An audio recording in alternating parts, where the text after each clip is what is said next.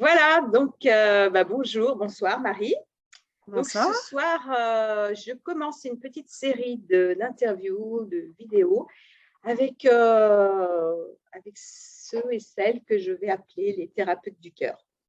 Thérapeutes du cœur, pour moi, c'est des thérapeutes qui sont dans mon entourage, amis, connaissances, collègues, qui sont passionnés par ce qu'ils ou elles font, qui sont enthousiastes et qui donnent vraiment envie.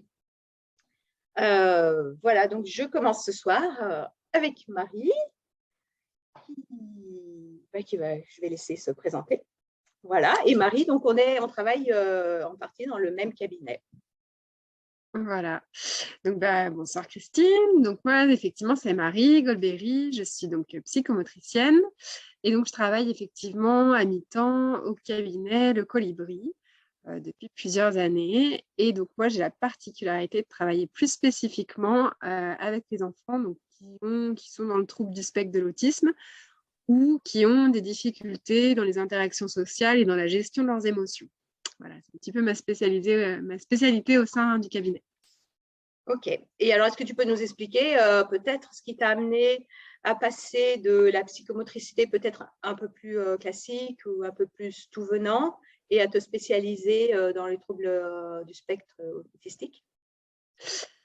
Alors, en fait, déjà, dès le début de mes études en psychomotricité, l'autisme, pour moi, ça a toujours été alors, au début, je pensais que c'était une pathologie. J'ai découvert après que c'était plutôt un handicap, ce qui n'était pas tout à fait la même chose. Mais c'est toujours, en tout cas, un univers qui m'a questionnée dans le sens où je me rendais compte qu'avec les personnes atteintes d'autisme, on n'arrivait pas à se comprendre. Il y avait quelque chose où il me manquait les billes, en fait, pour entrer dans leur univers.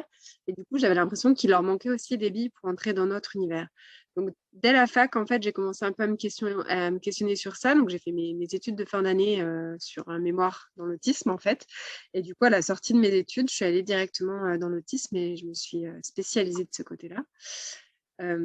Et ce qui m'intéresse vraiment, c'est de se dire, voilà, où est-ce qu'on peut se rencontrer, comment on peut trouver, comment moi, je peux essayer de comprendre le fonctionnement particulier de ces personnes-là et comment, du coup, on peut se rencontrer. C'est ce qui m'intéresse vraiment. D'accord. Ok. Et donc, Marie, tu fais partie maintenant des références sur la région lyonnaise, en tout cas, en autisme. J'essaye. En tout cas, ce qui m'aide beaucoup, moi, c'est aussi mon deuxième travail. Ce qui est intéressant pour moi, c'est de pouvoir avoir ce temps-là en libéral, du coup, pour rencontrer directement les patients sur le terrain, mais aussi avoir, du coup, l'autre moitié de mon temps au Centre Ressources Autisme Rhône-Alpes et dans lequel, du coup, je suis entourée de collègues très formés de ce côté-là. Et du coup, avec ce temps-là, je peux me former aussi et effectivement gagner un peu en compétences et gagner encore d'autres billes de compréhension de ce fonctionnement qui est quand même toute une autre planète à découvrir, quoi. C'est ça, notre planète. Ok. Ouais, ouais, ouais. Donc, voilà, avec Marie, on a quelques patients parfois en commun.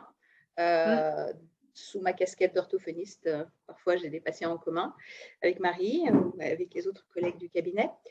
Est-ce que, je ne sais pas, est-ce que tu as quelques projets là? Je sais que tu as toujours des projets. Donc, c'est quoi tes challenges, tes projets, là, les choses qui t'animent en ce moment?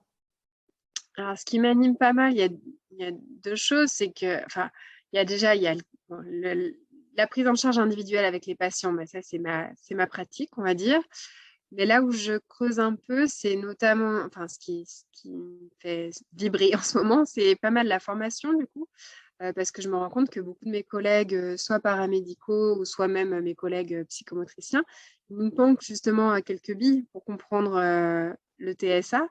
Et donc, du coup, ce qui m'anime beaucoup, c'est la formation. En ce moment où j'essaie vraiment de donner mes petites billes pour essayer de transmettre un peu ces compétences, ou en tout cas, voilà, essayer de transférer un peu les savoirs. Et ça, c'est le premier point. Et puis aussi, c'est les groupes d'habileté sociale où, du coup, on s'amuse pas mal. En tout cas, ce que je me suis rendu compte, c'est qu'on pouvait être en fait, un peu la théorie quand on est en séance individuelle avec le patient, mais on essaie de travailler les interactions sociales en faux. C'est-à-dire que quand on voit les personnes en un pour un, ils sont juste seuls avec leur thérapeute. Donc, les interactions sociales, elles sont très simples. Alors que dès qu'on se met en groupe, du coup, on va vraiment vivre la relation, on va vraiment vivre l'interaction sociale. Et du coup, voilà, ces groupes d'habilité sociale, ça m'intéresse particulièrement en ce moment, et puis ça fait déjà un petit moment, mais j'y crois particulièrement dans le fait qu'on peut accompagner les enfants sur l'instant T dans leurs problématiques sociales. Et ça, j'avoue que je trouve ça assez passionnant. Ben oui, ça a l'air. Ouais, Et du coup, je me demandais, quand tu parlais de la formation, est-ce que tu interviens aussi, par exemple, moi en ce moment, je suis très branchée sur l'intervention auprès des parents aussi, qui sont en souffrance, parents de nos petits patients. Et en tant qu'hypnopraticienne, moi, c'est quelque chose que je suis en train de développer aussi.